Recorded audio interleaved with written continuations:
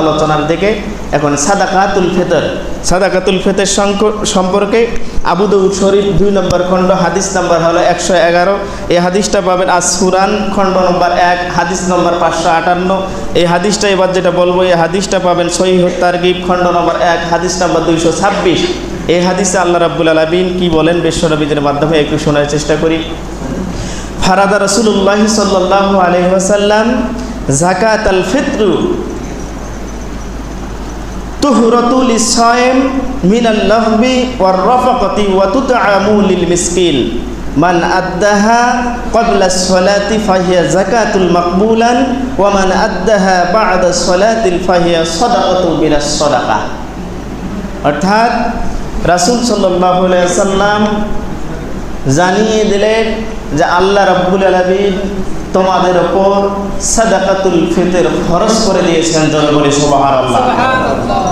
এই সাদাকাতুল ফিতর যে ব্যক্তি আদায় করবে, 2টা উপকারিতা রয়েছে। 1 নম্বর উপকারিতা হলো যাকাতুল ফিত্র তুহরাতুল লিস-সাইম। এই দীর্ঘ 1টি মাস রোজা রাখতে গিয়ে রোজার মধ্যে যতগুলো ছোটোখাটো ভুল ত্রুটি হয়েছে, এই ফিতরা দেওয়ার মাধ্যমে আল্লাহ রাব্বুল আলামিন ওই ব্যক্তির ভুল ত্রুটিগুলো মাফ করে দিয়ে রোজাকে মাকবুল অর্থাৎ রোজাকে কবুল করে নেবে। এটা নাম্বার 1। এই হাদিসের সারাংশ 2 নম্বর হলো উপকারিতা, সেটা হলো ওয়াতুতআমাতুল লিল মিসকিন। অর্থাৎ দীর্ঘ 1টি বছরে অনেক নিঃস্ব অসহায় ছোট ছোট শিশুদের মুখে হাসি নাই।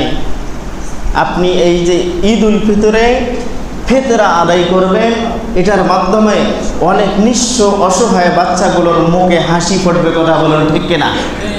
আপনার কি ভালো লাগবে না হাসি ফুটলে? আজকে ঈদের আলোচনা, ঈদ আসতেছে, ঈদ আসলেই কেন জানি আনন্দ আনন্দ মনে হয় না?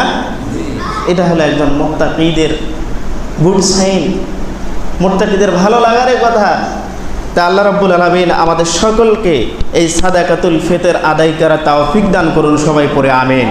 এই হাদিসের মধ্যে বিশ্বনবী সাল্লাল্লাহু আলাইহি সাল্লাম সাদাকাতুল ফিতর আদায় করার একটা সময়সীমা দিয়েছেন, সেটা হলো মান আদ্দাহা ক্বাবলা সালাত।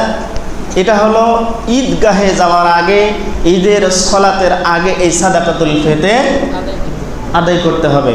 আর কেউ যদি এটা না হয় ফাহিয়া যাকাতান মাকবুল, কেউ যদি এটা না দেয় তাহলে ওয়ামান আদ্দাহা বা'দা সালাত, এটা যদি কেউ ঈদের নামাজের পরে আদায় করে তাহলে এটা সাদাকাতুল ফিতর আদায় হবে না। এটা সাধারণ সাদাকা মিনাস সাদাকা, অর্থাৎ সাধারণ দান সদকা করলে যেরকম সওয়াব হয় সেরকম সওয়াব ওই ব্যক্তি পাবে।